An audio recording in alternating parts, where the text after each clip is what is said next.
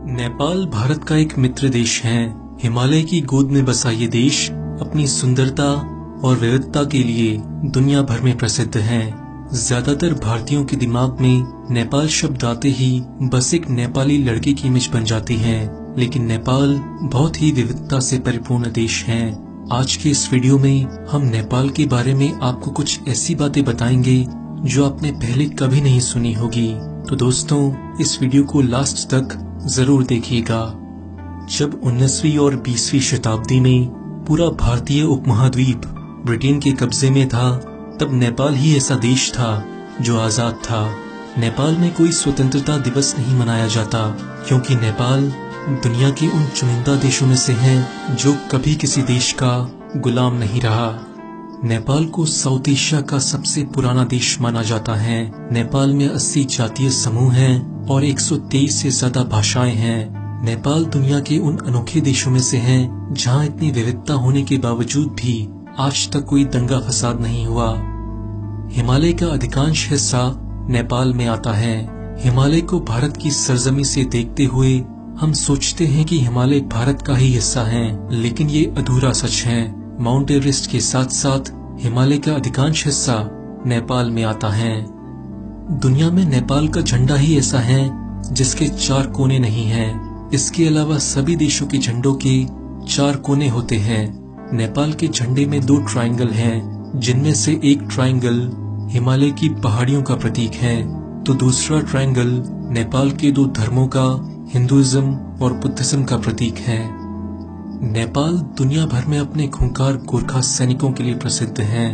गोरखा सैनिकों का मूल सिद्धांत है कि डरपोक होने से ज्यादा अच्छा है मर जाना। भारत की आजादी के समय ब्रिटेन की आर्मी गोरखा की बहादुरी से इतनी प्रभावित हुई कि वो अपने साथ बहुत सारे गोरखास को ब्रिटेन ले गई, और आज भी ब्रिटेन की आर्मी में गोरखास की संख्या 4000 से ज्यादा है। आज इंडियन आर्मी में गोरखा की 7 रेजिमेंट और 40 बटालियन हैं, जिसमें 40,000 से ज्यादा गोरखा भारत की रक्षा करते हैं। अगर गोरखाओं की बहादुरी की बात करें तो ब्रिटिश आर्मी के दी प्रसाद का नाम तो दुनिया भर में प्रसिद्ध है। उन्होंने 17 सितंबर 2010 की रात को अफगानिस्तान में अकेले ही 30 तालिबानी आतंकवादियों को मार गिराया था, जिसके लिए उन्हें ब्रिटेन की महारानी से मेडल भी मिला था।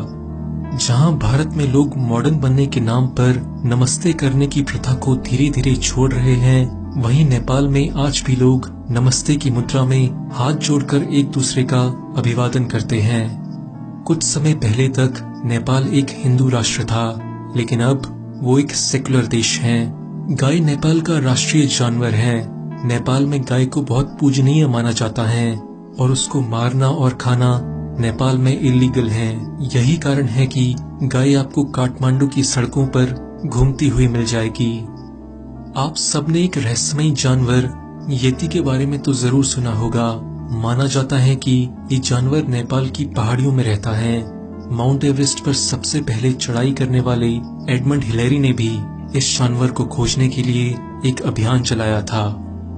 नेपाल की खूबसूरती का आप इसी बात से अंदाजा लगा सकते हैं कि नेपाल में वर्ल्ड हेरिटेज साइट्स की सबसे ज्यादा डेंसिटी यानी कि घनत्व है। काठमांडू वैली के 15 किलोमीटर के अंदर ही 7 से ज्यादा वर्ल्ड हेरिटेज कल्चरल साइट्स हैं। दुनिया में केवल नेपाल ही ऐसा देश है जहां जिंदा देवी का कॉन्सेप्ट है, जिसे कुमारी कहा जाता है।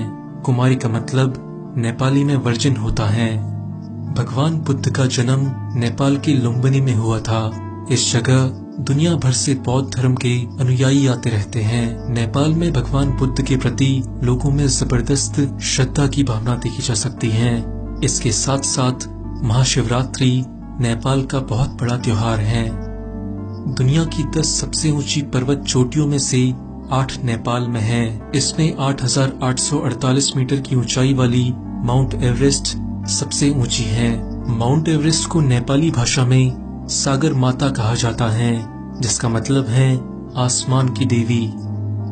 नेपाल कभी चरस तंबाकू आदि के लिए बहुत फेमस था, लेकिन अब यहाँ चरस तंबाकू खरीदना, बेचना और इस्तेमाल करना गैर कानूनी है।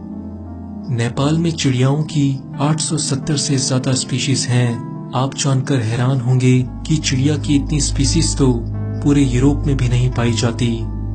नेपाल दुनिया के उन चुनिंदा देशों में से है जहां आपको बंगाल टाइगर और एक सिंग वाला राइनोसोरस एक साथ देखने को मिलेंगे। 54.6 सेंटीमीटर की हाइट वाला दुनिया का सबसे छोटा आदमी चंद्र बहादुर नेपाल का ही है। रामायण की मुख्य पात्र सीता माता का जन्म स्थल मिथिला नेपाल में ही है। नेपाल का सबसे फेमस फास्ट फूड मोमोज है। जहां भारत में हर हफ्ते संडे को छुट्टी होती है, वहीं नेपाल में हर शनिवार को छुट्टी होती है।